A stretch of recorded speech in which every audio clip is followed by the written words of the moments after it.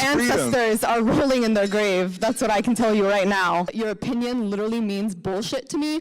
You're not oppressed, you're entitled. That's your problem. You know. In this video, we are going to watch an example of pure new generation entitlement and narcissism on full display. This is an example that should be genuinely put under a microscope and studied for generations to come because it just has everything. But also, this video will provide a perfect example of how not to deal with wokies, but more importantly, how to deal with wokies, and all will be revealed very soon. Let's get into the clips.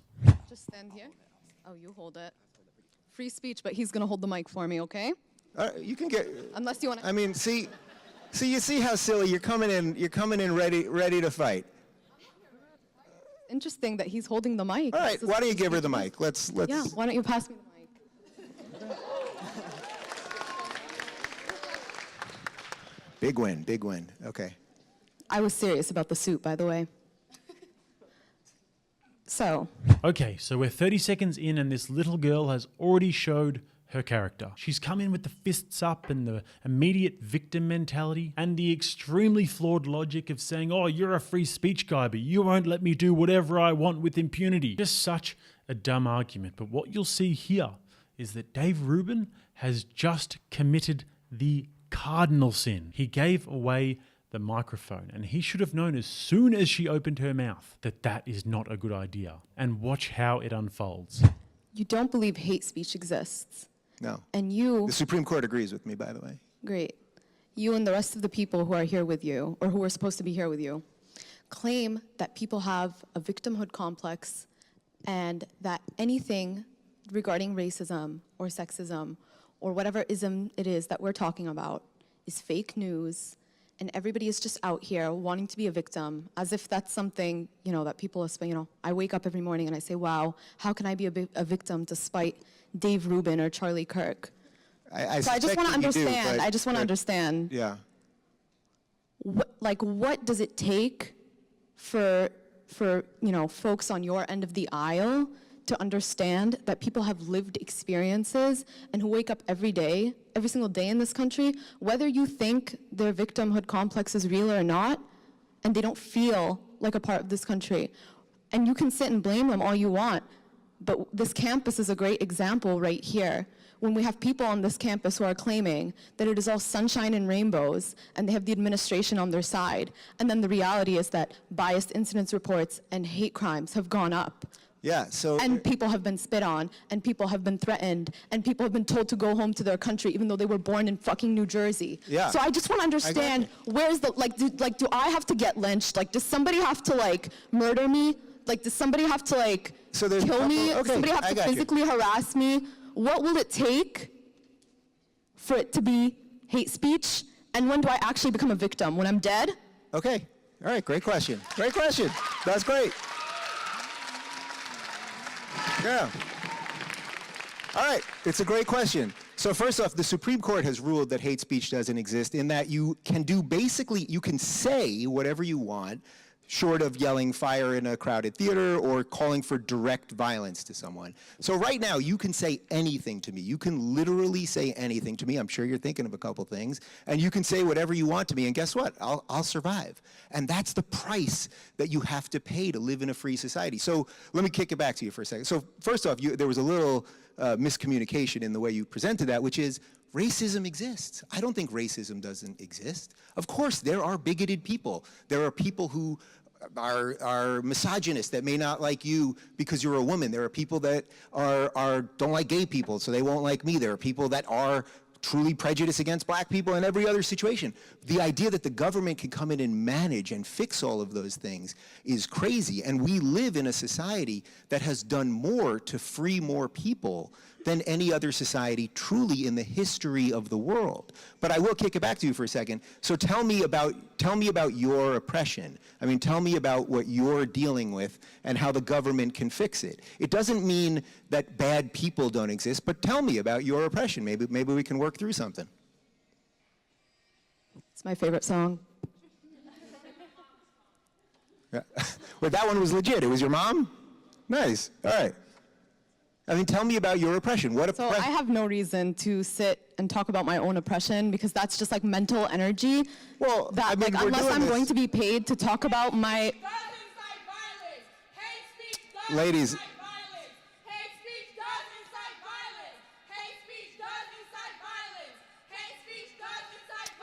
Ladies, I'll gladly take a question from you. Have we established that already? Okay, so far we have some repetitive droning statements, and then when I kick it back to someone to ask about their oppression, she wants to be paid for it. You know what, let me see what I got here. Yeah, why don't you PayPal me? Yeah, well, let me see what I can do here. Venmo me. Let's see what I got here. All right. 20 bucks. I got 20 bucks. I will pay you. Shh. Okay, so what would you prefer? What would you prefer, that the government... Okay, guys, I get it. I don't want people to say bad things either. All right. I wish I could get off to the sound of my own voice. Wouldn't that be awesome? You seem to get off the sound of your own voice, fam. See, you're angry. You're angry, and there's no reason to be angry. You're standing in front I'm of... not angry. You're standing in front of someone that comes from the place that you are in right now. I was a lefty my entire life. I get it. Interesting how you've put a political label on me already. Okay, all right, let's move on. We tried. But really, if you want to tell me your oppression, I'll give you 20 bucks. I'll gladly do it. First of all, yeah. Thanks. Guys, this is a woke assault on the senses. You don't even know where to look. You've even got the mindless chanters. And you can see that Dave Rubin is staying calm on the outside, but on the inside he wants to explode. And I really can't blame him for that. But this is a difficult situation for him to navigate because these people are so ideologically possessed and brainwashed by leftist narratives that they think that anybody who's some sort of a conservative speaker or anybody who disagrees with their opinion, even if it's Dave Rubin, who's been a lib for most of his life, is their enemy. And the critical consciousness that's been instilled into them from university and social media and all of the other indoctrination pathways has led them to believe that they have to fight this wherever they see it. And that decency is not required when doing so. And the animosity towards Dave here is palpable. So, what does Dave do? Well, he makes the big mistake in my eyes of trying to be reasonable and negotiate with this individual. He acquiesces to her demands by giving her the microphone when she demands it. Yeah, why don't you pass me the mic? When in reality, he should have noticed, honestly, by her body language, but more so by the way she spoke to him, that this was not a good faith individual. And this was a good opportunity missed to set very strong boundaries from the jump. Instead of giving her the microphone, it should have been, nope, that's not how it works. These are the rules. You're not that special. Now ask your question. She is clearly demonstrating the attitude of a spoiled child and needs to be treated as such. I said I wanted a Tesla. I always told you I wanted a pink Mercedes-Benz. Oh, girl, do you know how much money that is? That's $1,600 for That's 16. it for my Sweet 16. But he doesn't, and he gives her the microphone, which allows her to take full advantage of his desire to find common ground. And then he actually makes another critical psychological mistake, and this is offering to actually pay her to say something. This gives her the sense that what she is saying is actually worth something, and that moreover, he actually is willing to pay for it out of his own pocket. And what he's done there is actually pedestalized her. And it doesn't help that she's standing above him and looking down upon him. And I can see what he was doing there. He was trying to create a value exchange. In other situations, in a business deal, in a negotiation, then this works. This is a very effective technique. But in this situation, it absolutely does not work. You must assert clear and defined boundaries. Otherwise, they will just treat you like they do their professors and their parents and their boyfriends, and they will walk all over you. Now, Dave eventually hits his stride towards the end of the video, so stick around for that, guys. But in this coming clip, he's really not much better. Let's check it out. So easy with you guys. All right. Took the words right. Yeah. She don't have to tell you. What's that? $40, right? Oh, she's tossing another 20? All right, we got 40 bucks for you. What are you doing here? Don't you have hobbies? They have a First Amendment right to be here and Yeah. say what they want to you. Well, you know, actually, part of the freedom and the contractual exchange we have as free people living in a free society is that you're not supposed to use your free speech to drown out someone else's. So I'm truly asking you. I am truly. So I just want to know. Again, another question. No. Where is Okay. this boundary where someone else's free speech is infringing on your free speech? I mean, I told you those boundaries. Free speech literally infringes on other people's existence. So I just No, wonder, but see, where's the boundary you see, you're for making you? up things. So look, I told you what the boundaries are. The boundaries are you can't yell fire in a crowded theater and you can't call directly for violence. But short of that, you are allowed in a free society So to Dave, say, I just have a question. I would prefer those people What's your not say background? it. What's that? What's your background? What, You so are you can gay? play some ridiculous No, I just have a politics game with question. me? I have a What? question. You Yeah. are gay and you are Jewish, correct? Yeah. So, I abhor anti-Semitism.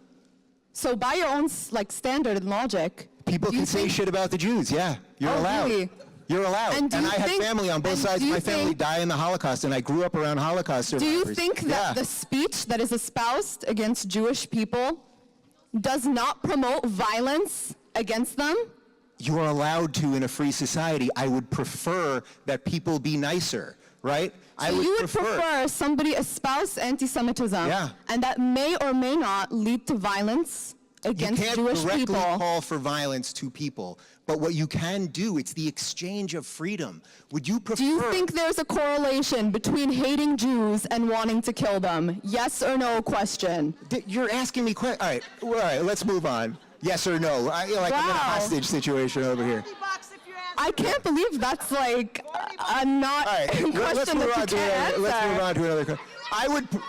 I would prefer that people not say bad shit about Jews or bad shit about Muslims or gay people or anyone, but the freedom. Yes or no question. All right, Yes or- what was the question? The question is. Yeah. The question You guys is. are so tolerant. You guys are such good guys. You're such good Please, guys. okay. It's so fascinating Yeah. that you claim the left has a victim complex. Yeah, we're Yet every seeing it. time somebody Yeah. yells at you, you also put on the victim complex. I'm not anybody's victim. Whose victim am I? All right. Whose victim am I? Whose victim am I? I don't want anything from you. I want you to live your life in peace. Go live your life in peace. I don't want anything from you. And I don't want anything yeah. from you either. Yeah. All right. I just have a All right. question.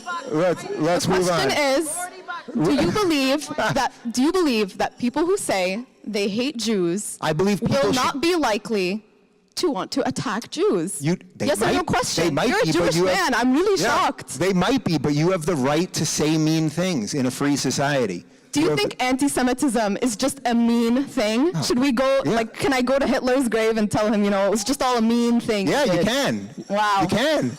You can go to Hitler's grave and tell a dead person that he was mean. You can.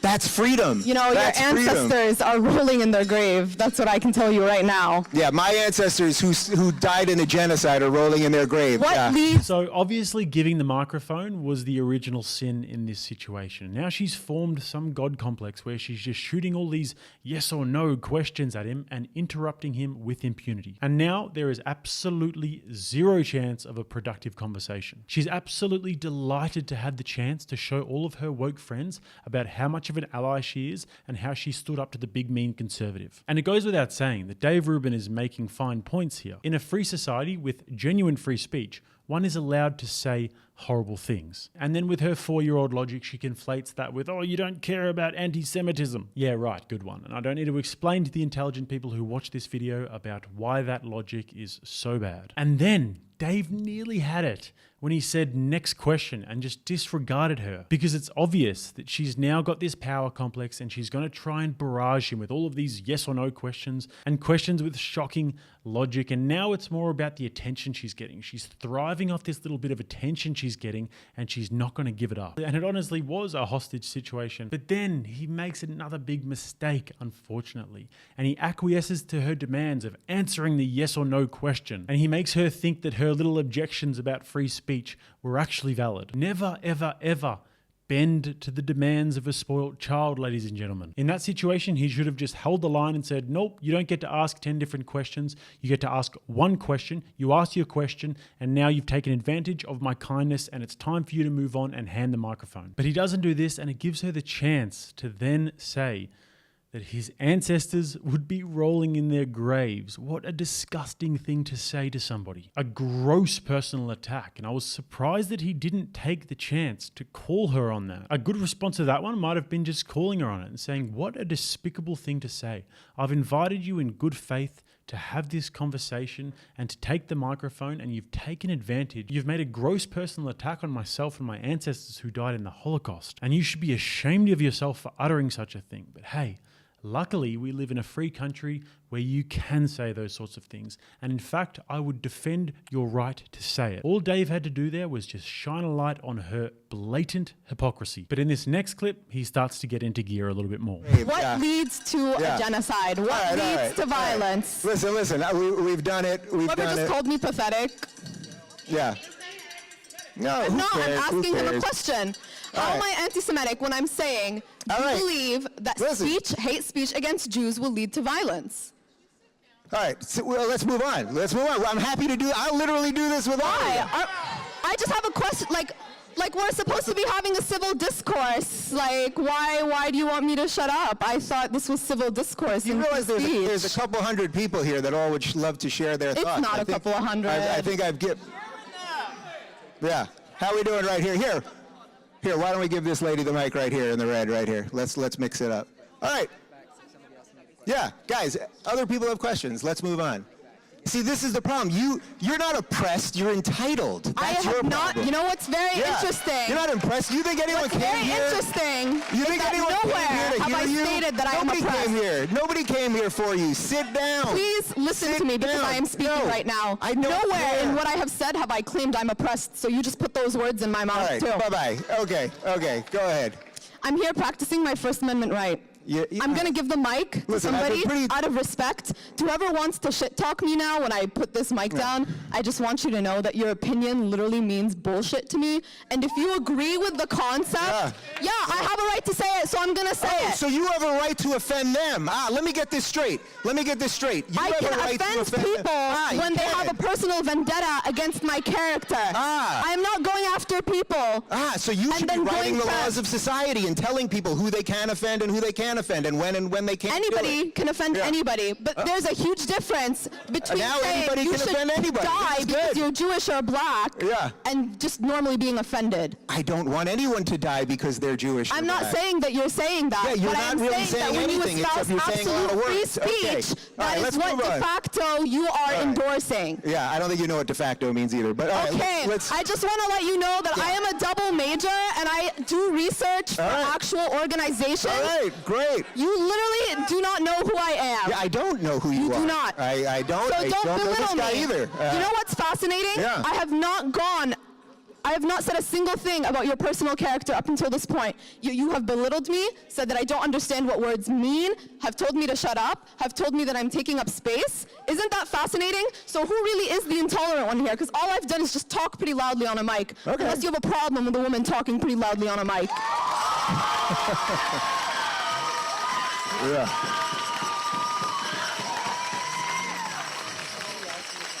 Somebody else can get a question because I so graciously believe in free speech. Yeah. Yeah, it's all good. It's all good, guys. This is what it's all about, really. This is what it's all about. It's strawberry. Notice in the free society that we live in, no one's coming for you now. You can post that on Twitter. You can do whatever you want. It's a beautiful thing.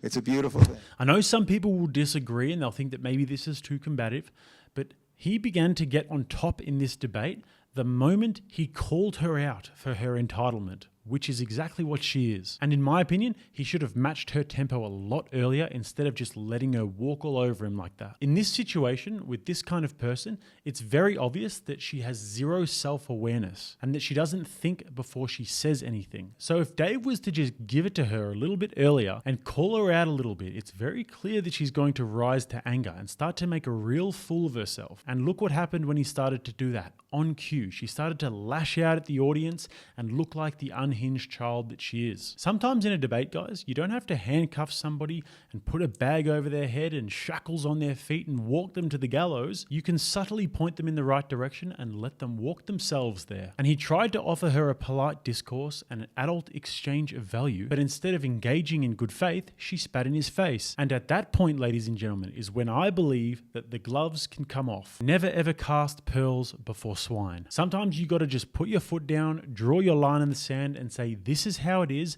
and I will not be pushed around. And I'm putting my foot down now, guys, and telling you to like the video and subscribe to the channel if you haven't already. And if you guys want to reach me on social medias, links are all in the bio, pinned at the top of the comments and all that good stuff. If you want to watch another video, click right here. And until next time, I'm Jake. This is Rattlesnake TV, keeping you armed and dangerous.